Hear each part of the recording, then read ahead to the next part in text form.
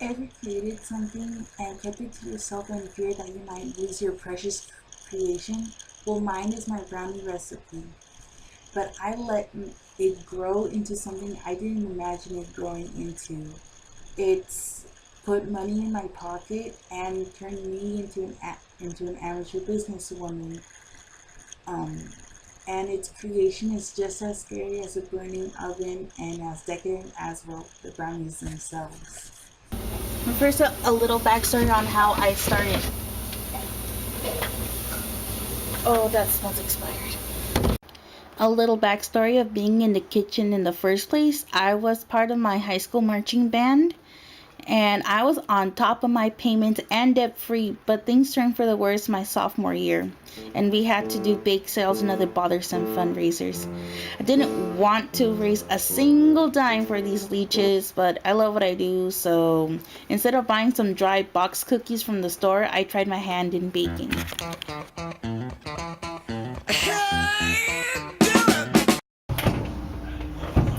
I had mixed results in the beginning. Some came out like hockey pucks, some came out burnt in the edges and watery in the middle. And that was my breaking point. I could not handle being up so late and with such bad results.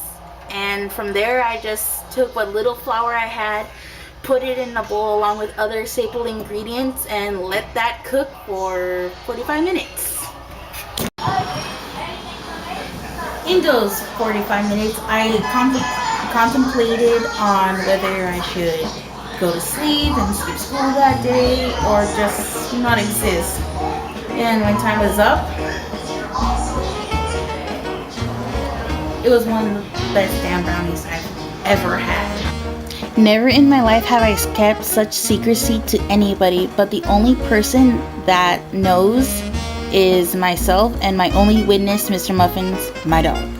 Needless to say about the bake sale, it was one of the first things to sell out, and people came back for more even days after the bake sale. That's when I knew that I could make some serious money out of this. After a good while after its introduction, I started selling my brownies out of my band cubby at a reasonable price of 50 cents a square for those who came in and asked for any. It felt so good getting my own money in my pocket and without my parents' interference of me getting my own money because, well, it was my money and not theirs, so deal with it. I soon opened a bank account because stuffing dollar bills and quarters into a shoebox isn't the wisest thing to do, and I decided to sell on holidays, finals week, and at the end of Lent. Making my brownies isn't so expensive to make, and I make a solid 60% profit off every batch of 16 squares. That is 40% used for expensive like ingredients and foil.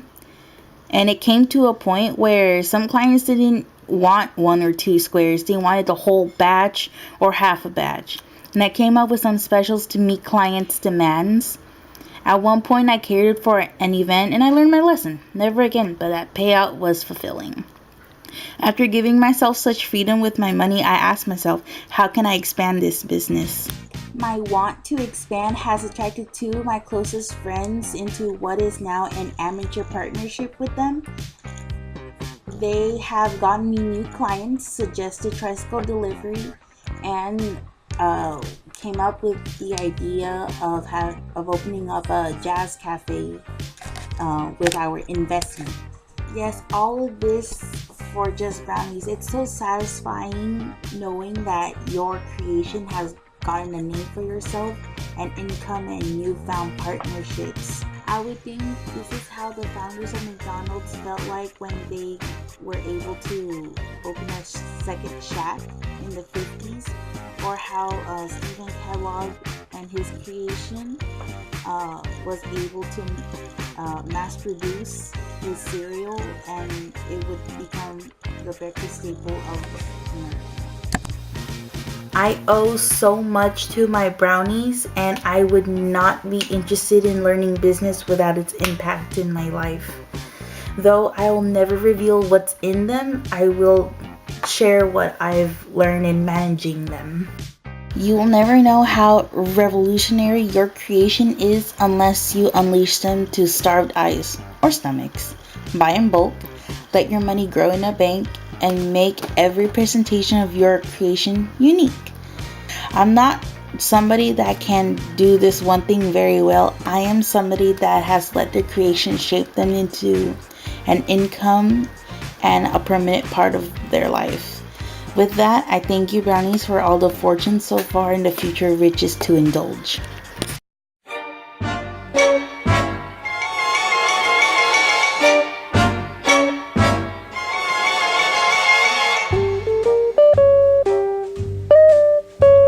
A friend of mine called me up not long ago. He knew me since I was knee-high